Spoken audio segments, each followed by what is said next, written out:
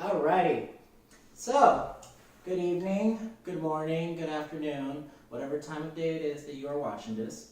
Welcome to Efrain Unfiltered, or at least that's what I'm calling it until I find a better name for it.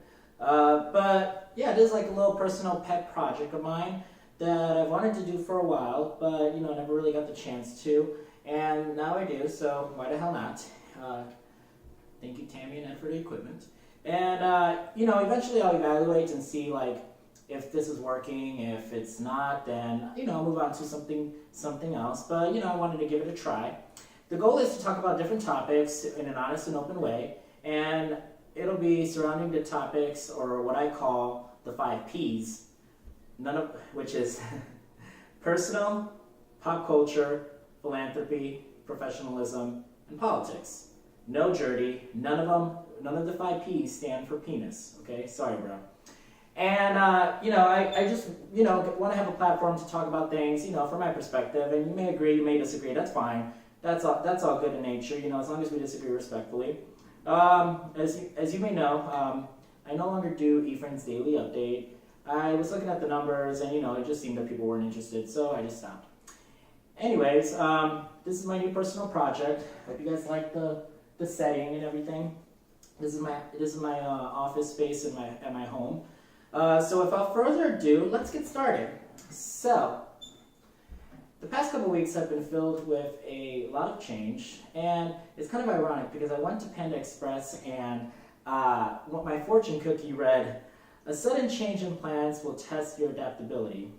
I got this first week of January. Little did I know, yes, a lot of change would be coming. And one of those changes is I no longer work at my previous job. Shout out to all my former colleagues. I wish you all the best.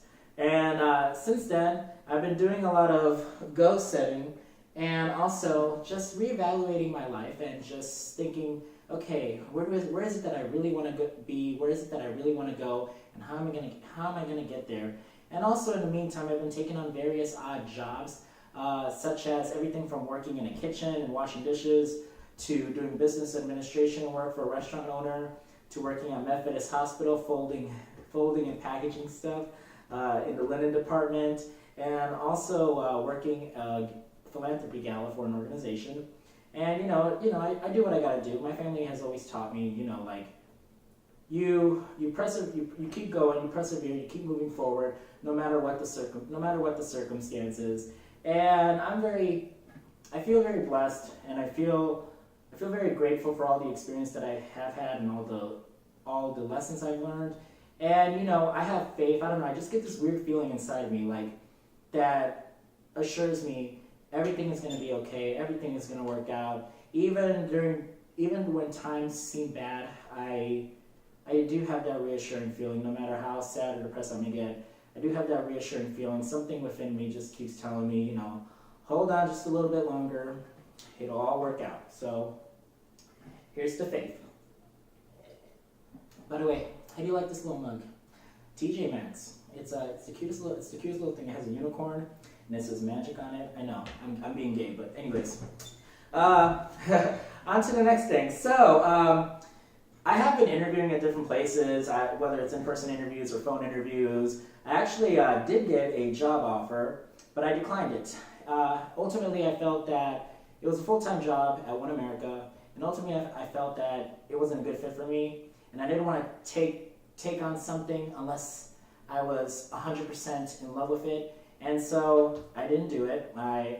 Within 2 hours after my interview, they contacted me and said, You're our man, and I asked for a day to think about it, and ultimately I gave it some good thought, and I just realized it wasn't for me. And so I just called them back and said, no, do not tell my parents because they will be pissed. Good that I turned down a full-time job, but I'm sorry, but my parents, and probably your parents too, don't understand that if I don't love something, if I don't like what I'm doing, I'm not going to do it. I'm not going to waste my time. Life is too short to be wasting your time on things that are not worthwhile. And I'm looking for a job. Even if it's even if it's borderline not in my field, But as long as I can gain some good skills and things that will help build me into a better person for the next position, then by all means, I'm game. While looking for big boy, big girl jobs, one of the things that really bothers me is when you read the job description and you know it all sounds good and everything, and then you get in for the interview and you uncover details that weren't in the job description, and it's like, wait a second, these two things don't exactly add up. Like, it says one thing here, but then when you're actually talking to the staff, and the people who are interviewing you, and you like ask your questions at the end of the interview, it's like you realize, wait, this is not what I had in mind. That's why it's important to ask questions at the end of an interview, because you can uncover, find out more.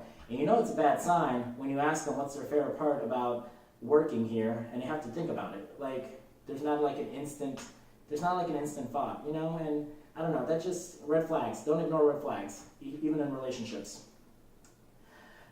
Next, let's get into politics. So there are so many freaking people trying to run for president, especially on the Democratic side. And you just had Amy, I'm going to slaughter her name, my apologies. Amy Klobuchar. Yeah, I'm sorry, I'm horrible. But you know what? I forget people when they mess up my name, Efrain, but it's okay. But there's so many people running, and I'm just like, holy crap. And honestly, some of these people, I don't feel like they should be running for president, or I don't feel they'll do well in the position as president or even vice president. I feel like some of the people running would do better if they were part of the cabinet, but I don't necessarily think that they're the man or woman for the job. Like, I feel like people like Cory Booker, Kristen Gillibrand, Kamala Harris, Elizabeth Warren, you know, people who mean well, and, you know, I disagree with their strategies on some certain policies, but, like, I feel like they do mean well, but I don't feel like they're the man or woman for the job. And also, I don't think that they're going to connect with Middle America as well as some other candidates might. And, you know, one thing's for sure, none of us know what's going to happen in 2020, you know. Life is funny that way. Sometimes you have a plan, and then that plan goes out the window to shit. And also, I really, really, really hope Hillary Clinton does not run. She reminds me of like those people at the bar, the guys, you know, who like hit on you constantly.